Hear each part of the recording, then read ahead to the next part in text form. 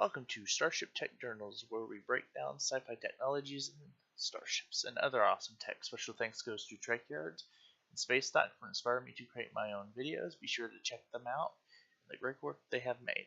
Done. Whatever you wish to say. Dun, dun. Okay. Alright, so this is a remastered audio of another video. I'm just redoing it all together. Of a previous video I did, I was having issues with audio, so hopefully this addresses that concern. The starship that we will redo today is the Eximius class from the Star Trek universe, being Star Trek in general, not a specific time or just Star Trek. NX-80011 USS Eximius. Commissioned. The Eximius class starship was commissioned in 2399. Dimensions: length 670 meters, beam 145 meters, height 110 meters, 20 decks, 480 officers and crew, 5,500 evacuation limit. Defense: standard shield, total capacity. Oh my God, big numbers today. 6,449,000 terajoules. Heavy duranium titanium double hull at one. Oh my God. Grammar, people. Grammar. 14.2 centimeters. A blade of armor. High level structural integrity field. I'm just going with it. Armament. 10 type. 13 phaser race. Total output 125,000 terawatts. 6 times class. 3 rapid fire pulse phasers. 4 pulse phaser transphasic torpedo tubes. 700 torpedoes. Propulsion. Warp 8. Maximum cruise warp 11.5. Maximum warp 14.5 for 6 hours. I'm assuming transwarp. Unit run. NX-80011 Eximius, NX-80012 Hercules,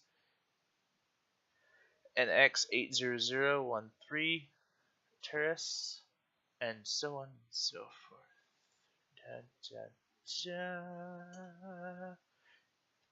And plus in addition 15 vessels. Hull life 90 years, refit cycle minor 1 year, standard 2, major 10. The Eximius class was developed in the late 2390s in response to the Elorg threat, and one of the few vessels in Starfleet devoted entirely to short-range tactical missions. First deployed in late 2399, the Eximius class significant both speed and science in favor of brute force. Sacrifices both speed and science in favor of brute force. Woo! Long day today. Busy at work. Equipped with an impressive 10 phaser rays, 6 pulse cannons, and 4 transphasic torpedo tubes. This vessel is easily one of the most heavily armed in the Federation fleet. The Eximius is also one of the most heavily shielded in the Federation, much more so than even the Akira class. Oh boy. The heavy fortification, however, was not without cost. The Eximius class is one of the slowest ships in Starfleet. It possesses few science labs and nominal diplomatic abilities. The Eximius class was the first to put in test at stardate 76728. Ooh, long day. What I think about the Eximius class, other than my horrible reading review, I played my first use of this vessel was in Star Trek Bridge Commander back in 2011. January to April-ish is when I first started using the ship. I like it because of its maneuverability. As far as its size, it's compact. It's designed for combat strictly. I would say a great ship. Actually, I like it a lot. It's one of my favorite as far as starships goes. Um, it has its drawbacks. The As far as I remember back when I was playing with the ship in Bridge Commander, her main weakness is her impulse engines. In that picture that you currently are looking at now, it shows up as two. I believe it was two, maybe one large one, but separated into two sections. Um, when I would play, that would be her significant weakness. You hit her in her dorsal shields enough, they'll collapse, and you take out her impulse engines, and she can't do anything. She can't navigate. She would be considered a. She's capable of killing whatever she wants. Um, Now, when I've gone against ships in the game, she's more than capable of taking on a Constitution. She's capable of taking on the Defiant as long as the Defiant is not cloaked and doesn't get like a first strike in. I ran out of drink. Oh well.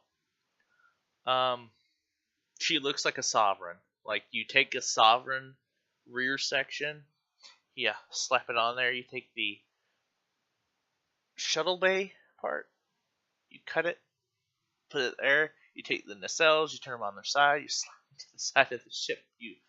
I don't even know what. I'm guessing maybe a Voyager-ish upper deflector. I believe that's what that would be. I haven't watched much Star Trek recently, so I'm a little lagged behind about it.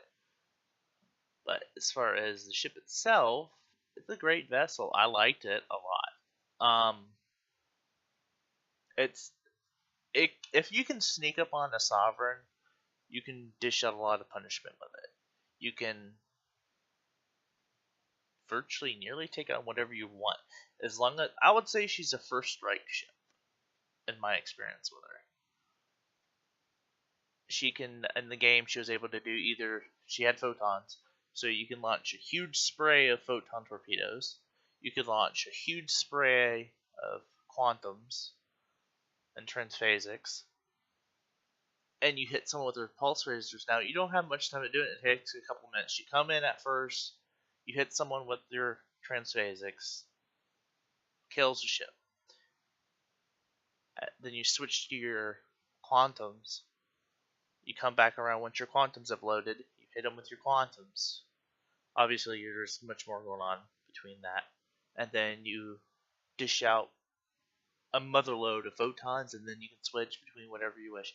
But my favorite thing was to do was hit people with the quantums and transphasics as quickly as possible. She doesn't carry a lot of transphasics. She carried quite a bit of quantums, but mostly photons. She's besides the inability to cloak.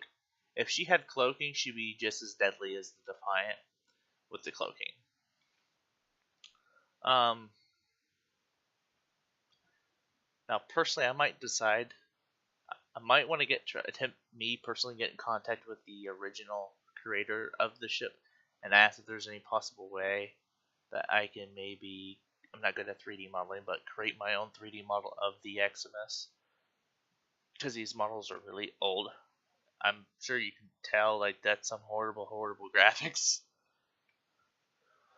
Yeah, see what I'm saying? It looks like one solid, but I personally think it's maybe two secondary and one primary in the middle.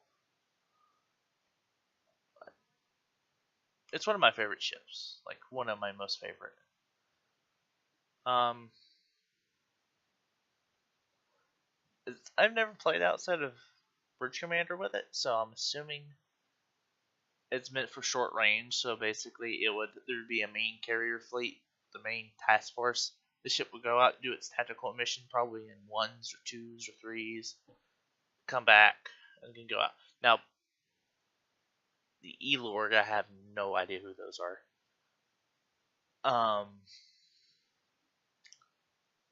I would say she would be And mid-range, nowhere near what she's minimal, so she's even more minimal than Voyager. So I would guess maybe a quarter of what the science lab's diplomatic capacity that Voyager would have. But she would be mostly all bite. She would be mostly made to come in, deal as much damage as possible, and then get out.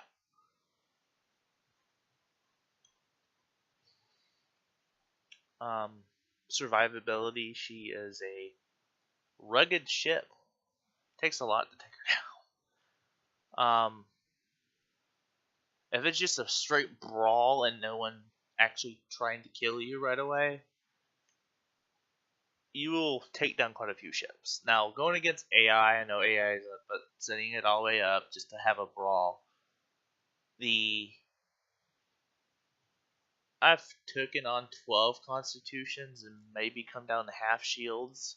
Maybe buckle here and there every now and then. There's a little bit of damage. Maybe lose a phaser array or something like that. But that's one I'm being bored and just kind of just sitting like, oh, you're shooting me. You're shooting. I wish I had a model, but you're shooting me. I like the ship a lot. I want to do either my own inspirational version of what the ship is or a remastering of the ship with nice, beautiful textures, completely done. But we're back to where we had the very first picture. Let me know what you think. My first video might have been was as far as like reading out was probably much better than the second time around. Kind of late, a little tired. That's an excuse, but as far as the audio goes, let me know. Did I fix it? Is it better? Is it worse? Narration, we'll deal with narration later. We'll deal with the actual individual things later. My main concern is make sure that you guys have great audio. Make sure you can actually hear what I'm saying, not just, what is he saying? You got your headphones turned all the way up with the volume and you still can't hear my butt talk to you, or you just can't hear anything. But thank you for watching Starship Check Channels. Please leave a comment, hit that like button, and subscribe for more videos.